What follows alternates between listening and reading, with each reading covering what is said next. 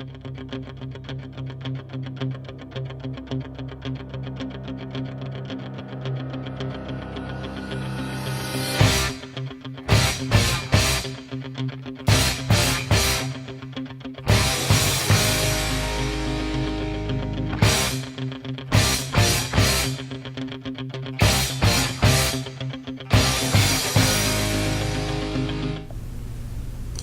guys, welcome back. It's me, Gimpy, again.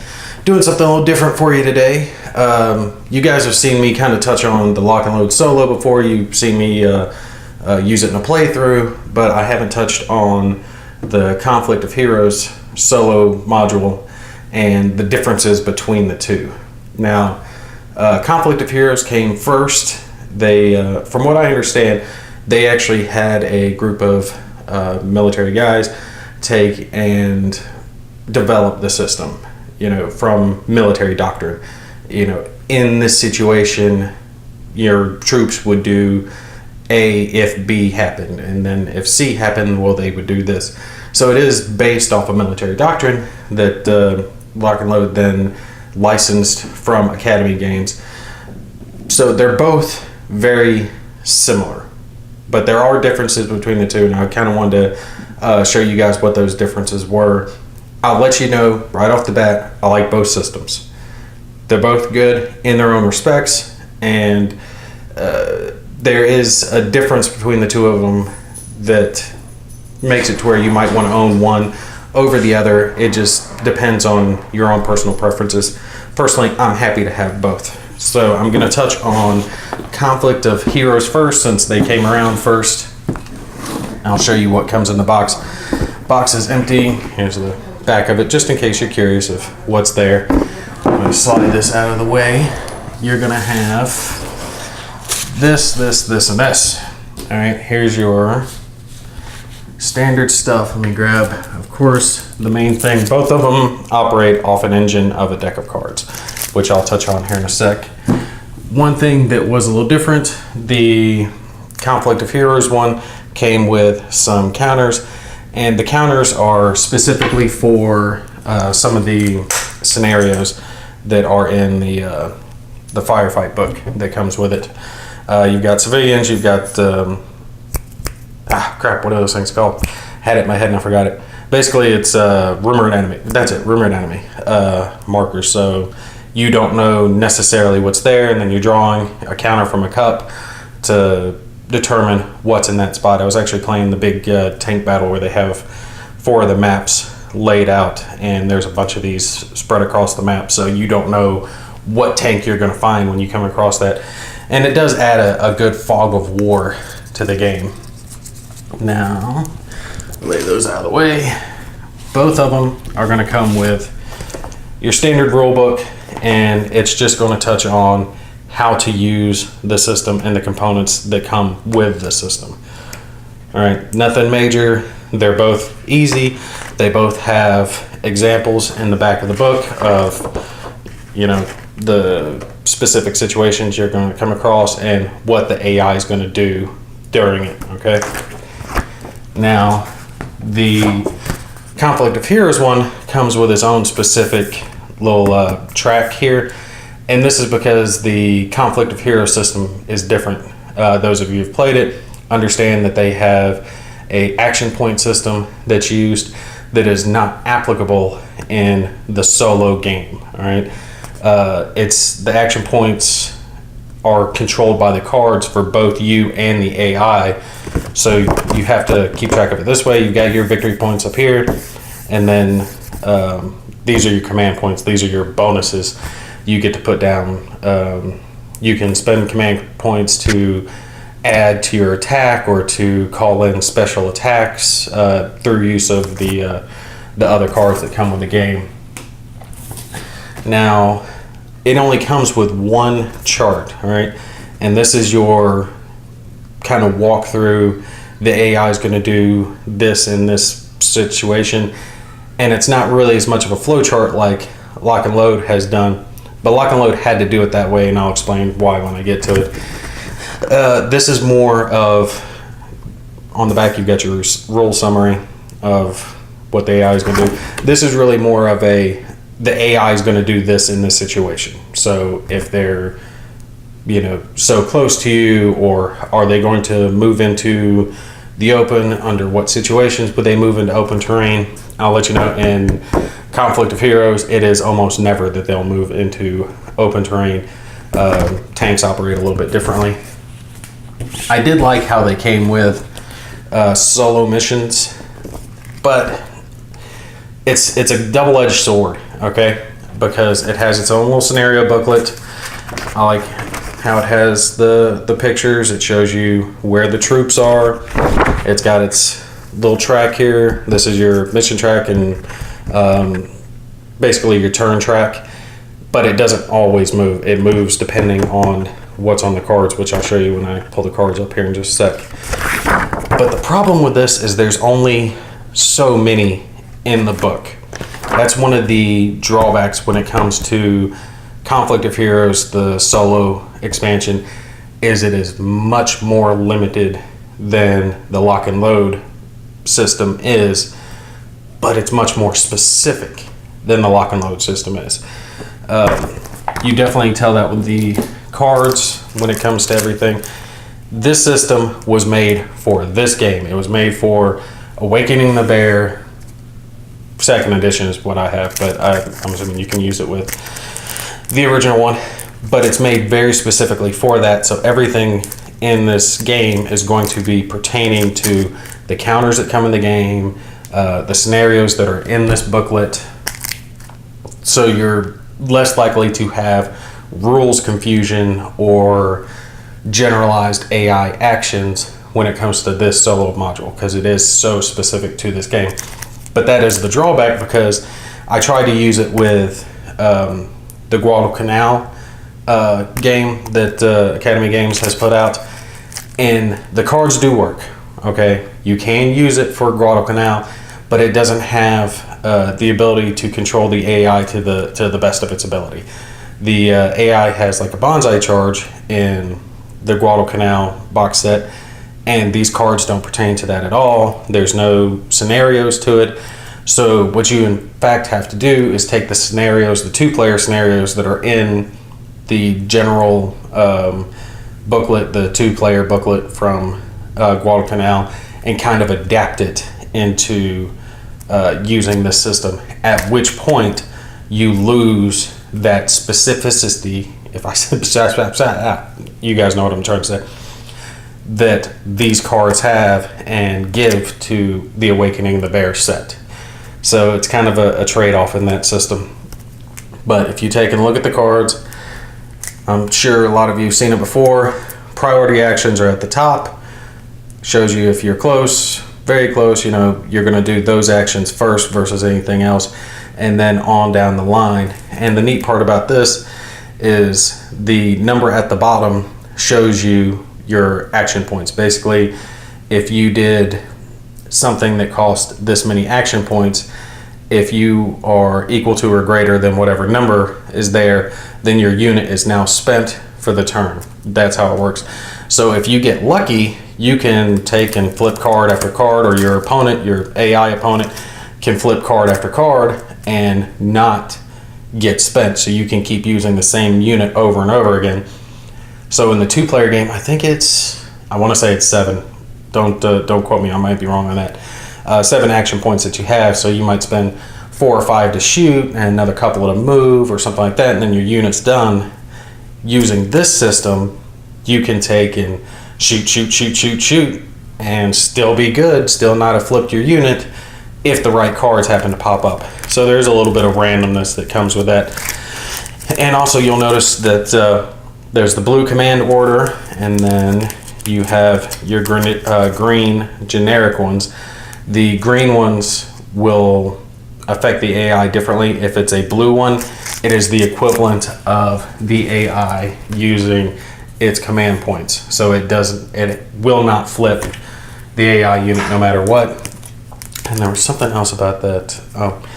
Down here at the bottom, you can see that check mark there is the equivalent for the human player using the cards. And you're not going to use all the cards in every game. it'll tell you which cards to use, and sometimes it'll have you remove certain cards and add them back in later to make the AI a little bit more difficult. It'll increase the AI's option, which is something neat that they've done there. All right, but that's the basic gist of the Conflict of Heroes series. Let me show you the different part of the solo module for Lock and Load Tactical. Of course, you've got your rule book, which thankfully enough, since I had already learned the system for Conflict of Heroes, I really had to just thumb through this and I knew the system. It didn't take me long at all to learn how to use this, since I already knew how to use that. So if you have one or the other and you want the other one, you pretty much already know how to operate both systems. Yes, there are differences, but the same basic premise is used. This right here, this stack of charts, is the big difference between the two systems, and something that I like. The way it works, and this is the solo events table, I'll tell you that here in a sec, is each type of chart, you got your counteractions here, but you've got counteractions offensive, counteractions defensive, right? And in the top corner, it shows it. And depending on what type of AI you're using, if they're attacking or defending during that scenario, depends on what flow chart you're going to use. And this is what gives Lock and Load system the ability to be so generalized and to be able to be used with World War II era games and modern era games and the Day of Heroes set and all the different sets that they have, is all these different charts. You don't have that in the Conflict of Heroes Academy Games set. They have pretty much just the rules reference of how to use the cards. You're really not using anything else but the cards.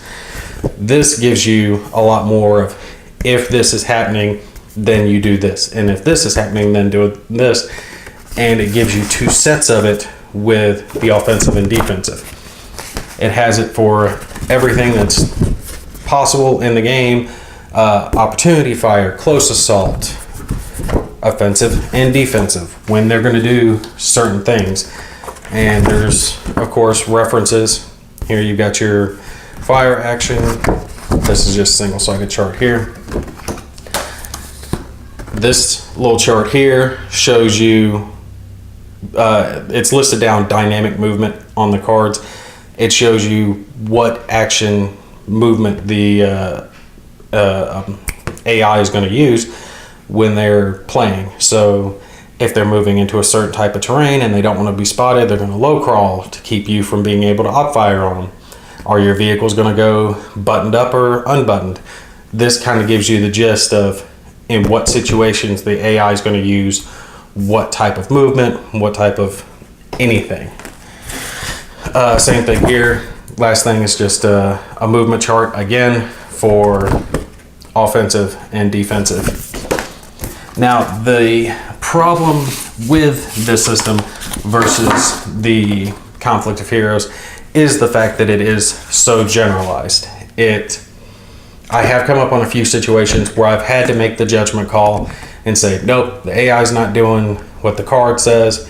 For example, I had one where it was telling me to fire and it was not the right move for the AI unit. He needed to get into cover. It was his best chance of surviving.